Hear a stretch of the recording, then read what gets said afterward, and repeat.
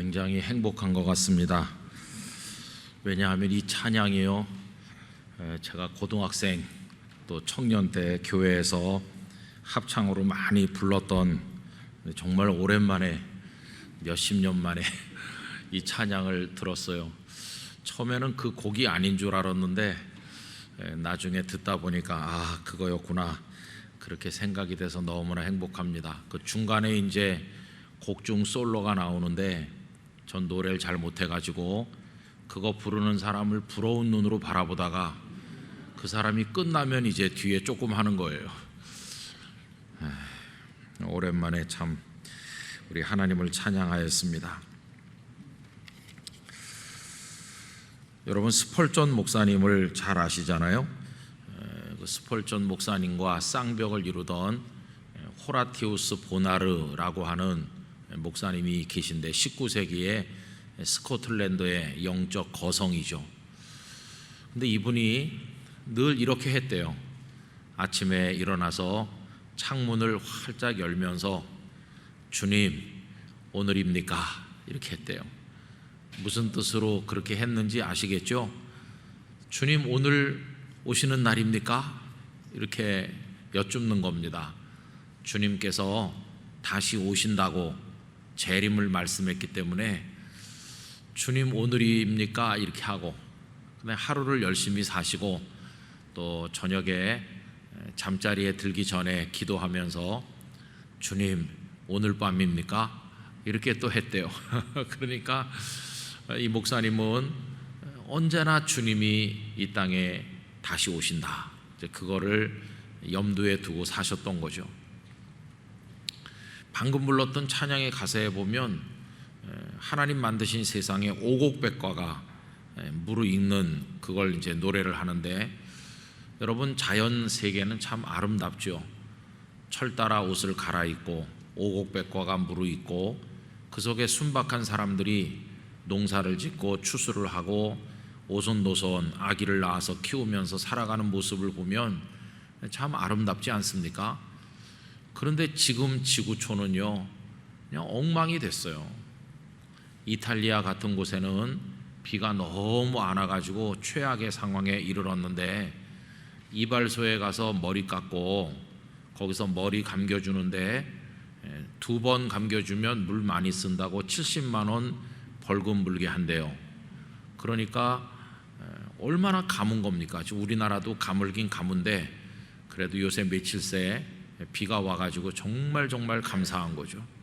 하늘에서 떨어지는 비, 요새 오는 거 돈으로 그 값어치를 매길 수 없을 만큼 값진 겁니다. 그래서 오늘 오는 비 같은 건 좀 맞아주는 게 좋아요. 우산 쓰지 말고 좀 맞아주고 환영의 인사를 해야 돼요. 비야 어서 와라 이렇게 해야 되는데, 뭐 그런가 하면은 또 중국 같은 데는 비가 너무 와가지고 다 떠내려간다고 그러잖아요. 그러니까 이게 하나님 만드신 아름다운 세계가 다 망가졌어요. 그리고 이제 지구의 미래를 연구하는 학자들은 얼마 안 남았다고 얘기하거든요. 제가 얼마 전에 주일 낮예배 시간에도 잠시 언급한 것처럼 그 지구촌의 생태를 연구하는 사람들은 지금이 마지막 5분 전이라고 그래요. 여러 가지 대기 상태라든지 또 자원의 문제라든지 이런 것들을 다 이렇게 종합적으로 해보면 지구의 멸망 5분 전에 도달해 있다, 이렇게들 얘기하는 걸 제가 여러 군데서 봤습니다. 그러니까 종말이 이렇게 다가올수록, 세상의 끝자락이 다가올수록 그리스도인들이 바라볼 것은 하나님의 나라인 것이죠. 조금 더 이제 우리의 의미에 맞게 말하면 천국인 것이죠. 우리 주님께서는 이 세상이 지금 현재 있는 하늘과 땅이 다 무너지기 때문에 우리 성경에는 새 하늘과 새 땅을 말씀하지 않았습니까? 처음 하늘과 처음 땅은 다 없어졌고 다시 있지 아니하더라. 새 하늘과 새 땅은 우리를 위해 준비하신 주님의 나라인 것이죠. 그래서 우리가 이제 그 나라를 이렇게 기다리고 대망하면서 사는데, 그래서 우리 기독교 신앙은 그 성격상 근본적으로 기다림의 신앙이라고 할 수 있어요. 계속 기다리는 거죠. 근데 그 기다림이라고 하는 것은 지난번에도 말씀드린 것처럼 약속에서 비롯되는 겁니다. 주님께서 우리에게 아무 약속도 하지 않는다면 우리가 기다릴 필요도 없는데, 성경 자체가 약속하시고 성취하시는 구조로 되어 있다고 그랬죠. 하나님께서는 많은 걸 약속하셔요. 그리고 그 약속을 받는 인생들은 하나님의 약속이 성취되기를 기다리는 거죠. 우리의 믿음이라고 하는 것은 어떤 국면에서 표현되느냐 하면, 하나님께서 내게 주신 약속을 내가 기다립니다 하는 그 기다림 속에서 믿음이 표현되는 겁니다.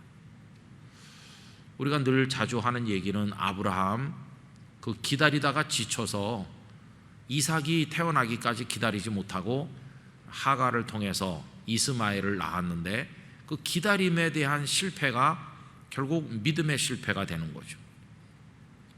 그 사람이 믿음이 좋다 이렇게 말할 때는 그 속에 기다림이라고 하는 차원이 들어있는 것입니다. 하나님께서 약속하신 것이 성취되는 그날까지 저는 끝까지 기다리겠습니다 할 때 그게 믿음이고, 그 믿음 앞에 이제 서술어를 하나 붙인다면 인내하는 믿음인 것이죠. 그래서 예수님께서도 믿음을 가진 성도들이 마지막 때 많은 환난과 핍박을 당하겠지만 나중까지 견디는 자는 구원을 얻으리라 이렇게 말씀하잖아요. 그래서 여러분, 우리 신앙에는 기다림이라고 하는 차원이 굉장히 중요한 거죠.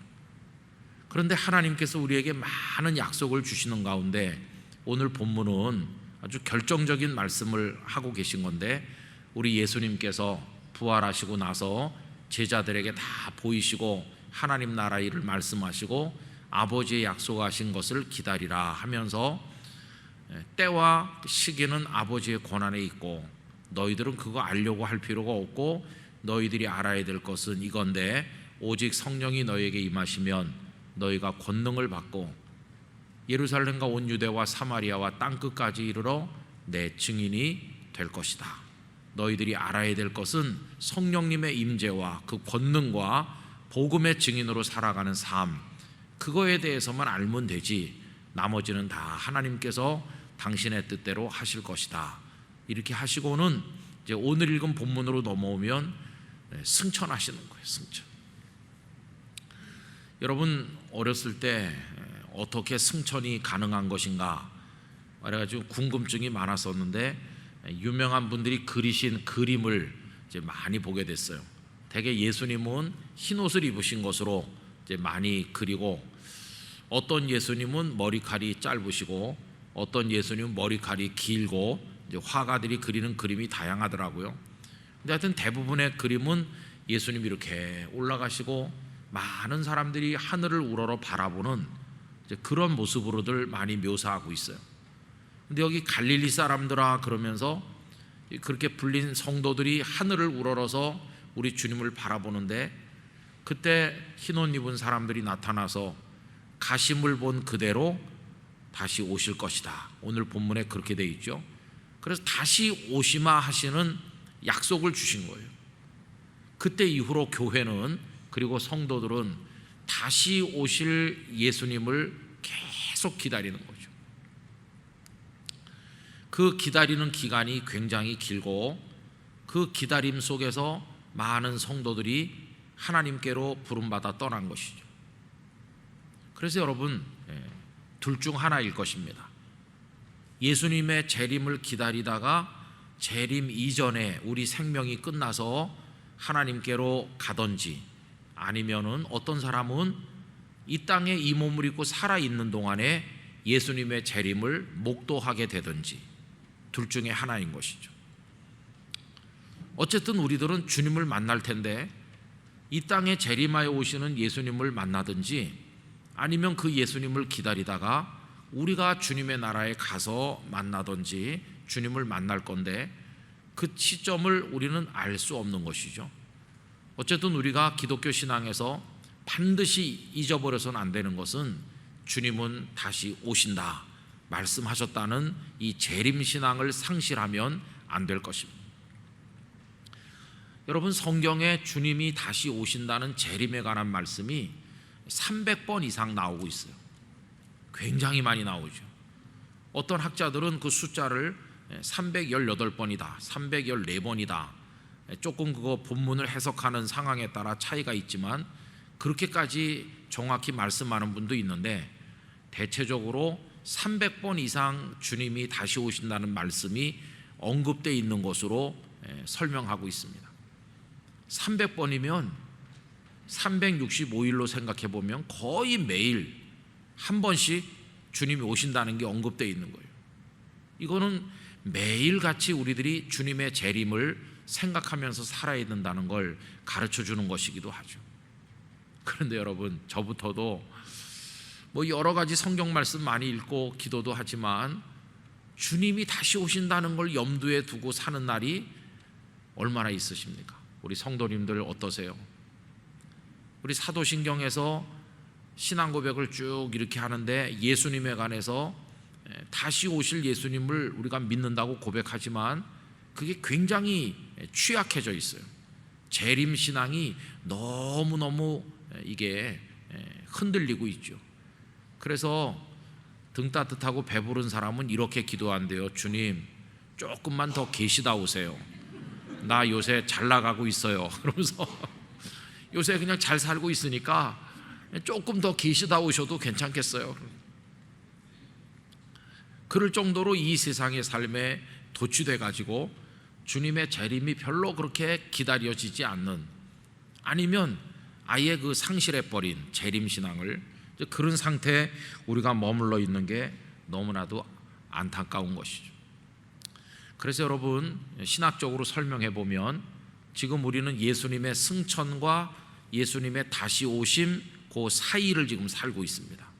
이 중간 시기를 살고 있는 거죠.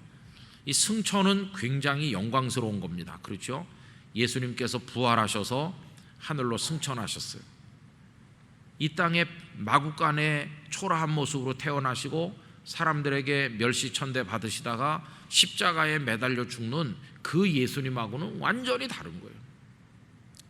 승천도 황홀해서 사람들이 다 이렇게 바라보고 있었는데, 여러분, 천사장의 나팔 소리와 함께 우리 주님이 재림하실 때 그 영광은 상상을 못하는 거죠. 이 땅에 갓난아기의 모습으로 오신 초림 예수님과 재림하실 예수님은 비교가 안 돼요. 그래서 이 기다림으로 이 중간 시대를 우리가 사는 거기 때문에 최후의 승리는 언제 있을까요? 최후의 승리는 오늘이 아니고 주님이 이 땅에 오시는 그날, 그 순간이 최후의 승리죠. 그래서 우리는 최후의 승리를 오늘 거두는 게 아니라 미뤄놨어요. 미래로 승리의 그 시점을 쭉 뒤로 밀어놓고 그때까지 우리가 기다리는 거죠. 여러분, 축구 선수들이 그라운드에서 공을 찰 때 지금 전반전이 거의 끝나가는 한 40분쯤 됐다고 합시다. 그래서 우리가 2골 넣어서 2대0으로 이긴다. 그럼 기뻐할 수 있습니까? 2대0으로 지금 이긴다고 기뻐해도 좋을까요? 그건 아니에요. 왜냐하면 아직도 전반전이 5분이나 남았고 후반전 45분이 아직도 남아있기 때문에 아무리 지금 우리가 이겨도 기뻐할 수가 없는 게 나중에 역전당할 수도 있거든요. 3골 먹으면 3대2로 지는 거기 때문에 지금은 승리의 노래를 부를 때가 아닌 거죠. 승리는 저 끝에 있어요. 후반전이 종료되는 심판 휘슬이 울리는 그 순간 이겼다 이러는 거지 아직은 아니잖아요. 그래서 최후 승리를 얻기까지, 그 찬송 우리 부르잖아요. 최후 승리를 얻기까지. 그때까지는 뭘 어떻게 해야 될까요? 주의 십자가를 지고 주님을 따라가는 시간이 되는 것이죠. 그래서 우리 늘 자주 불렀던 복음송가 가운데 주님 다시 오실 때까지 나는 이 길을 가리라 이렇게 하잖아요.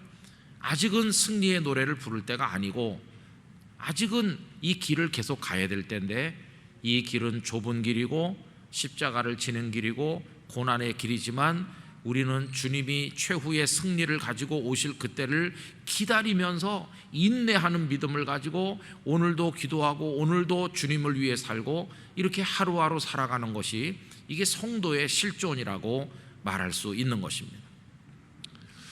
여러분, 제자들 입장에서 보면 승천하시는 예수님 굉장한 예수님이죠. 얻어맞고 고난받다 죽으신 채로 끝난 예수님이 아니고 부활하신 예수님이니까 얼마나 영광스럽습니까? 승리를 봤어요, 그죠? 부활이라는 승리를 봤지만 완벽한 승리는 이 맨 끝에 있는 거죠.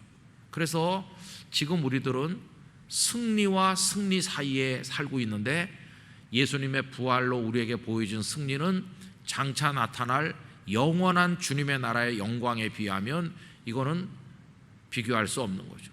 조금 영원한 생명의 부활을 우리에게 보여주신 것이고 궁극적인 영광은 이쪽에 있는 것이. 그래서 우리는 때로 고난 당하면서 어려운 시점을 살지만 낙심하진 않아요. 왜냐하면 주님이 부활을 통해서 위대함을 보여주셨기 때문에 그걸 바라보면서 소망을 가져요. 그러나 때로는 우리가 현실 속에서 절망하고 넘어질 때도 있죠. 병을 앓기도 하고 사업에 실패하기도 하고 마음에 시험 당하기도 하고 이제 그런 거 있지만은 그래도 우리는 궁극적인 영광을 바라보면서 오늘 찬송 부르며 전진하는 것이에요. 한 걸음 한 걸음. 이게 우리가 성도가 살아가는 삶의 방식이라는 것을 알 수 있습니다. 그래서 여러분, 우리 이렇게 기도해야 됩니다. 주님, 주님의 재림을 기다리는 믿음을 주시옵소서. 인내하는 믿음을 주시옵소서. 오늘 고난당한다고 할지라도 최후의 승리가 있을 그날을 바라보며 오늘 믿음으로 걸어가게 하여 주시옵소서. 그런 기도를 매일같이 드리는 게 너무나도 중요한 것입니다. 그럼 여러분, 기다리는데 어떻게 기다리나, 기다리는 방법이 그게 문제 아니겠어요? 제가 어렸을 때 저희 어머니가 문 잠그고 나가서 마루에서 기다리는 얘기 지난번에도 했는데 뭐 하고 기다리면 되겠습니까? 계속 이렇게 앉아서 아무것도 안 하면서 진짜 시간이 안 가잖아요. 너무너무 지루하잖아요. 근데 다행히 그렇게 지루하지 않게 기다리는 방법이 있어요. 그게 뭐냐 하면 선생님이 내주신 숙제가 있잖아요. 숙제. 그래서 그 마루에 앉아가지고 숙제를 하는 거예요. 숙제를 하다 보면 시간이 흐르죠. 그럼 어머니가 오는 거 아니에요? 그래서 제가 이제 그 마루에 엎드려 가지고 뭐 국어, 뭐 산수, 뭐 이런 거 숙제를 하고 앉아 있으면 그 뒷집에 사는 교회 집사님이 지나가다가 이렇게 들려요. 아이고, 우리 운성이가 이렇게 착실하게 엄마도 없는데 엎드려서 공부한다 그러면서 넌 어쩌면 애가 이렇게 착실하니? 빨리 우리 영희가 커가지고 너랑 결혼해야 될 텐데. 맨날 그런 소리 하시고 그랬어요. 근데 나중에 영희가 큰다면은 1절 말이 없더라고요. 근데 하여튼 그러면서 기다리는 거예요. 어머니 오실 때까지. 그리고 또 뭐 지난번에 말씀드린 것처럼 그 옆집에도 누가 있었으니까 그 집에 가서 밥 먹고 이렇게 하다 보면 이제 어머니가 오는 거예요. 아무것도 안 하면서 기다리는 건 아니에요. 전에도 한번 말씀드린 적이 있는데 그 박목월 장로님의 윤사월이라고 하는 시가 참 서정적이죠. 송악가로 날리는 외딴 봉우리 윤사월 해길다 꾀꼬리 울면 산지기가 거기 사는데 그 산지기 외딴집 눈먼 처녀사, 처녀가 눈이 보이질 않아요. 바깥에 나가서 뭐 할 수 있는 게 없잖아요. 나무를 뜯겠어요? 뭘 하겠어요? 앞을 못 보니까. 그 처녀가 할 수 있는 거는 문설주에 귀대고 그냥 가만히 듣는 거예요. 이렇게 참 그걸 보면 가슴이 미어져요. 바깥에 나가서 아름다운 꽃들 보고 산에도 올라가고 나물도 뜯고 할 수 있는 게 많을 텐데 이 처녀는 그냥 문설주에 기대고 엿듣고 있는 거예요. 얼마나 그 기다림이 지루하고 힘들까. 물론 봄이 온다는 거, 바깥이 따뜻해지고 뭐 종달새 울고 그런 거 느끼겠지만은 얼마나 기다리는 게 지루하겠어요. 그런데 여러분, 주님은 우리가 지루하게 기다리지 않도록 다 해주셨어요. 지루하지 않도록. 제가 숙제를 하면서 있으면 지루하지 않다고 그랬잖아요. 주님도 우리에게 숙제를 주신 거예요. 여기 지금 승천하시기 전에 무슨 숙제를 주셨습니까? 아버지의 약속하신 것을 기다리라는 거예요. 그래서 어떻게 했습니까? 주님 승천하신 다음에 전부 다 그 다락방으로 돌아와 가지고 다락방에서 뭘 했나요? 기도하는 일에 힘썼어요. 오로지 기도에 힘쓰니라. 그게 숙제였어요. 숙제. 열심히 기도하면서 있으니까 성령님이 오셨고, 다음 성령님의 충만해 가지고는 말씀하셨잖아요. 숙제가 많잖아요. 모든 민족을 제자로 삼아 아버지와 아들과 성령의 이름으로 세례를 주고 내가 너희에게 분부한 모든 것을 가르쳐 지키게 하라고 그랬으니까 열심히 나가서 복음을 선포하고 가르치고 모여서 떡을 떼고 같이 기도하고 또 배우고 또 나가서 복음을 전도하고 이 숙제를 계속 하다 보니까 주님이 오실 때까지 기다리는 게 어렵지 않게 해주시는 거죠. 여러분, 우리가 인생을 주님 앞에 부름받아 가는 그날까지, 주님 만나는 그날까지 아무것도 안 하고 귀대고 가만히 들어갔고는 안 되는 거죠. 부지런한 성도가 돼야 되는 것입니다. 언제 내 인생이 이렇게 훌쩍 지나갔나, 그렇게 할 수 있을 만큼 열심히 주님 앞에 충성하시기를 바랍니다. 자주 말씀드리지만 조지 휘필드 목사님은 녹슬어서 없어지는 쇠붙이가 되지 않게 해주시고 닳아서 없어지는 쇠붙이가 되게 해주시옵소서. 어차피 없어져요. 그런데 녹슬어서 없어지는 쇠붙이는 가만히 그냥 있다가 없어지는 건데, 닳아서 없어지는 쇠붙이는 자기 기능을 다 발휘하고 하나님 앞에 충성하다가 하나님 만나는 거 아닙니까? 그래서 여러분, 우리는 충성해야 됩니다. 충성. 하루 종일 주님을 생각하고 뭔가를 하고 이렇게 해야 되는 거죠. 저는 종종 이제 교회 나와서, 오늘 같은 날은 새벽 기도 때 나와가지고 이제 할 일이 많아서 오늘 하루 종일 교회에 지금 있거든요. 근데 어떤 날은 또 교회 안 있고 또 집에서 뭐 일을 하는 날도 있어요. 그럼 저희 딸이 아빠 일 안 해? 그렇게 물어보는 때도 있어요.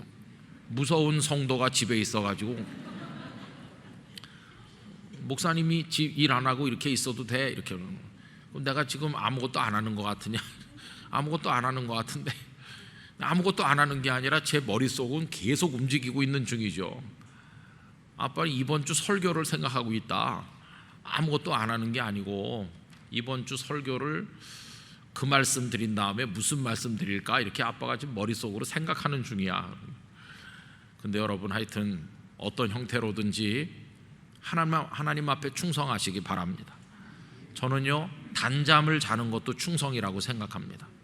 단잠을 자야 그 다음날 아침에 건강한 몸과 영혼, 정신으로 일어날 거 아니겠어요? 늦게까지 유튜브 보다가 분노하고 또 뭐 보다가 하고 이렇게 해가지고 늦게 주무시면 영이 혼란스러워가지고 주무시는 동안에 예수님을 꿈에서 만나야 되는데 유튜브에서 봤던 게 꿈속에 나타나고 그러면 이게 영 경건하지 못해요. 뒤숭숭한 채로 하반기 맞이 특세 나오려고 하니까 벌써 시간이 6시 반이 됐네. 그럼 새벽에 못 나오는 거예요. 그죠?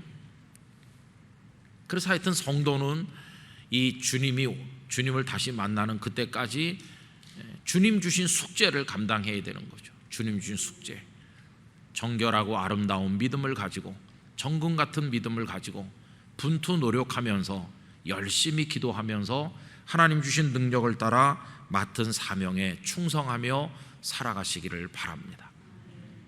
아마 이런 사람이 행복한 성도일 것 같아요. 벌써 내가 나이가 80이 됐나? 아직도 주님을 위해 하고 싶은 일이 많은데 벌써 90이 됐나? 이런 분들이 행복한 성도인 것 같아요. 시간이 안 가서 아무것도 하는 것도 없이 그렇게 갖고는 기다리는 게 너무나 힘든 거죠.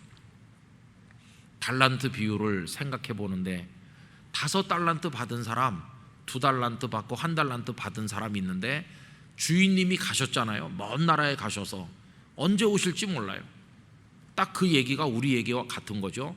주인님이 언제 오실까? 오신다고 그랬는데 달란트를 맡겼는데 이거 숙제죠. 그러면은 할 일 없이 땅에다 파묻어 놓은 그 1달란트 받은 사람은 주인이 올 때까지 뭐 하면 되겠습니까? 아무것도 하는 일이 없잖아요. 그런데 5과 2를 맡은 사람은 부지런히 충성했죠. 착하고 플러스 충성된 종아 그러잖아요. 충성하는 거예요. 그랬더니 어느 날 자기도 생각지 못한 시간에 주인님이 오셨어요. 두렵지 않죠. 왜냐하면 충성해서 달란트를 남겼으니까. 그런데 아무것도 하지 않으면서 빈둥거리면서 힘들게 기다렸던 그 사람은 땅에 묻은 걸 파가지고 오는 것밖에는 할 수 있는 게 없잖아요. 여러분, 충성하는 성도가 된다고 하는 것은 주님을 기다리는 가장 중요한 방법이라는 것을 절대로 잊어서는 안 될 것입니다. 그 다음에 이제 한 가지 더 마지막으로 말씀드릴 것은 주님은요, 혼자 기다리게 하지 않으셨다는 거예요. 내가 다시 올 텐데 너 혼자 기다려라. 그러면 얼마나 힘들었겠어요. 그런데 여기 지금 다락방에 모여서 오로지 기도에 힘쓰면서 함께 기다리는 동료들이 있잖아요. 120여 명쯤 되는 동료들이 같이 기다리니까, 같이. 이게 얼마나 힘이 됩니까? 여러분, 우리들이 각자 무인도에서 혼자 예수님을 믿을 수도 있는데 우리들을 영락교회 예배당 울타리 안으로 모아주시고 여기서 서로 이렇게 관계를 맺으면서 하나님을 섬기게 해주신 게 그게 뭘까요? 이게 함께 기다려라 하는 것입니다. 함께. 제가 오늘 어떤 책을 좀 읽었는데 그 책 속에 이런 문장이 참 눈에 와서 감동이 되더라고요. 그게 뭐냐 하면 기독교 신앙은 일에 있는 게 아니라 관계에 있다 하는 것이. 우리는 보통 충성한다 그러면 일을 많이 하는 게 충성이라고 생각해요. 그죠? 근데 기독교 신앙의 본질은 일에 있는 게 아니라는 거예요. 관계에 있는 거죠. 관계. 하나님과의 관계, 또 우리 서로가의 관계. 그래서 관계의 용어는 뭡니까? 이런 거죠. 하나님께서 우리에게 내가 너를 위해서 엄청난 일을 하고 있다, 이렇게 하나님 말씀합니까? 하나님 그런 식으로 말씀하지 않으신다는 거예요. 하나님께서 우리에게 말씀하는 방법은 관계적 용어로 말씀하는데 관계적 용어 중에서 최고의 용어가 뭡니까? 너 사랑해, 이렇게 말씀하신다는 거예요. 사랑이라는 단어는 관계 속에서 나오는 단어 아닙니까? 회사에 출근하는 사람이 아무를 사랑하지도 않고 누구와도 차 한잔 마시지도 않으면서 새벽부터 밤까지 일만 혼자 열심히 한다고 그게 도움이 되겠어요? 정말 회사를 제대로 섬기는 사람은 일도 해야 되겠지만은 동료 사원들, 사장님과 모든 회사 직원들과 이 관계성 속에서 충성을 나타내야 되는 거고, 그런 거 아니겠어요? 그러니까 이게 기독교 신앙에서 예수님을 그 사람 잘 믿는 사람인가 그렇지 않은가 하는 거를 볼 수 있는 척도 중에 하나가 그 사람이 관계에 익숙한가 하는 걸 보면 알 수 있는 거예요. 나는 교회에서 충성해요. 근데 충성을 어떻게 하나? 옆에 있는 믿음의 동료 사랑하고 그를 위해 기도해주고 그의 축복을 나도 받고 서로 얽히고 설켜서 손에 손을 마주잡고 격려하고 칭찬하면서 함께 부르짖어 기도하고 함께 걸어가는 거죠. 가다 보면 등산하는 거랑 비슷합니다. 한 10명에서 등산을 가면 출발을 똑같이 했지만 한 3분의 2쯤 올라서 한 1000m 올라가면 벌써 차이가 나요. 잘 못 가는 사람, 잘 가는 사람, 이쯤에서 난 내려갔으면 좋겠다는 사람, 나는 정상에 가야 되겠다는 사람, 이게 확 달라져요. 믿음의 행진도 마찬가지죠. 우리 영락교회 성도들이 많지만 똑같은 영적 체력으로 똑같이 걸어가는 건 아니죠. 잘 가는 분이 있고 예배도 못 나와서 주저앉는 분이 있고 다 달라요. 근데 주님은 각자가 혼자 기다리게 하신 게 아니라 함께 기다리게 하시는 거예요. 그래서 잘 못 가는 사람을 격려해주고 우리 같이 쉬었다 갑시다. 쉬었다 같이 가고. 저도 산에 제법 많이 다녔는데 제일 미운 사람이 누군지 아세요? 제일 미운 사람이 빨리 가는 사람이에요. 나는 처졌는데 빨리 가요. 그러면 어휴, 저 사람 잘 가는구나. 그러면 저만치 가서 쉬고 있어요. 그 사람이 먼저 가서. 그럼 나는 죽을 힘을 다해가지고 하여튼 그 사람 쉬는 데까지 가서 배낭 내려놓고 쉬려고 하는데 그 사람은 자 갑시다 그러면서 가는 거예요.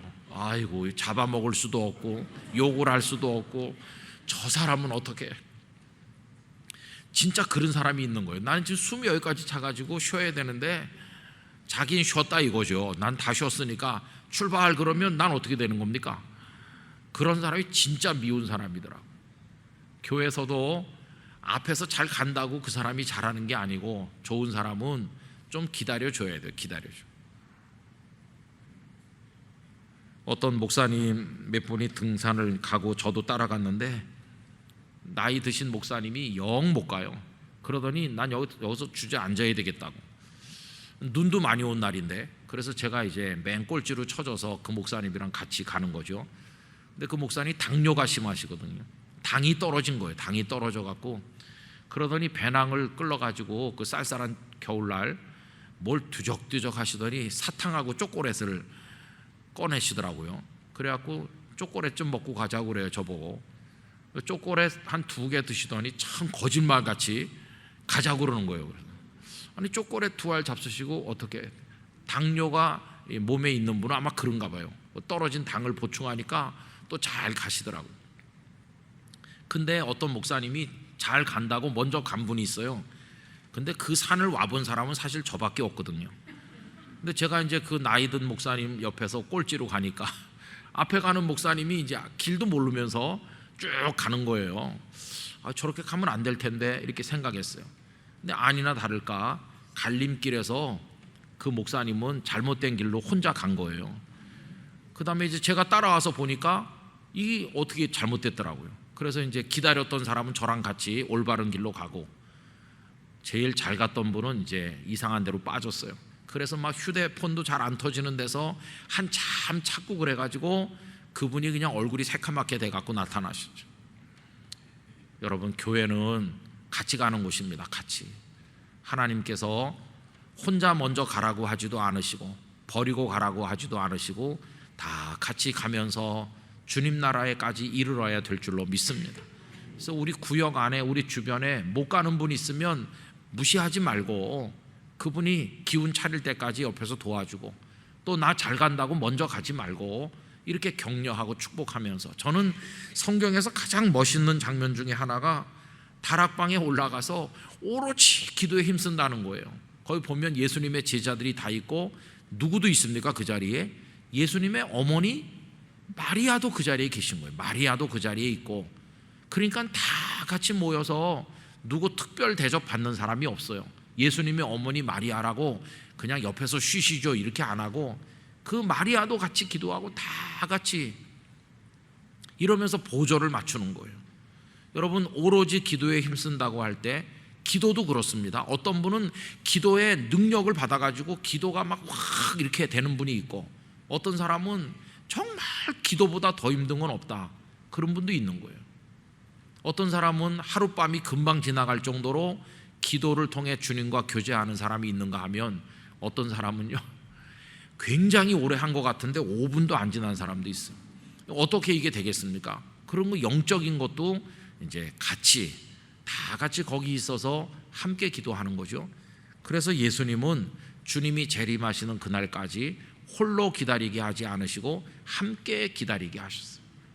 그래서 주님이 주신 숙제를 충성하면서 열심히 감당하는데, 그러면서 함께 사랑하면서 하다 보니까 우리의 평생이 금방 지나는 것이고 주님 만날 시간이 오게 되는 것이죠. 그래서 주님을 만날 그때 재림하여 오실 주님을 기다리면서 하루하루를 기쁨과 감사로 살아가는 게 우리 성도의 삶의 모습이어야 한다 하는 것입니다. 여러분, 오늘 말씀이 이게 굉장히 중요한 거죠. 그죠? 주님이 다시 오신다고 한 거, 이게 없으면, 주님이 다시 오시고 우리를 맞아주시고 영원한 생명의 나라로 우리를 인도하시는 최후의 승리, 하나님 나라의 승리, 이게 없으면 오늘 우리가 예수님을 믿는 게 너무 허망한 게 되는 것이에요. 그러나 이게 있기 때문에 우리들은 주님을 대망하고 오늘 환난을 만나고 욕을 얻어먹고 그래도 낭망치 않고 하나님 앞에 충성하게 되는 줄로 믿는 것입니다. 우리 영락교회 성도 여러분들이 재림신앙으로 무장되시기를 기원하고요, 우리 교회가 재림신앙을 많이 잃어버린 동안에 이걸 누가 가지고 가서 판을 치냐 하면 2단 3단들이 이상하게 재림 얘기를 많이 하거든요. 그래가지고 뭐 몇 월 며칠 날 재림한다 이러면 또 사람들이 귀가 얇아서 회사도 다 그만두고 학교도 자퇴하고 재림한다고 어떤 산에 모여라, 그럼 산에 가서 주님 오시나 이렇게 하고, 참 어리석은 사람들도 많이 있었죠. 우린 건강한 재림신앙을 가지고 주님을 맞이해야 될 줄로 믿습니다. 우리 영락교회 성도들 다 같이 가시기 바라고, 나고자 없도록 우리 함께 기도하고 함께 전진하는 우리 교회가 되기를 진심으로 기원합니다. 기도하겠습니다. 아버지 하나님, 주님은 우리에게 많은 약속을 주셨는데 올라가심을 본 그대로 다시 오실 것이라는 약속을 주셨습니다. 그때까지 주님이 맡겨주신 복음의 숙제를 잘하면서 서로 사랑하고 어우러져서 잘 기다리게 하여 주시옵소서. 인내의 믿음을 주시옵소서. 주님 만날 때 최후의 승리가 있게 하여 주시옵소서. 흔들림 없이 쓰러지지 아니하고 달려갈 수 있는 능력을 저희에게 허락해 주옵소서. 다시 오실 예수님을 대망하며 주 예수님의 이름으로 기도하옵나이다. 아멘.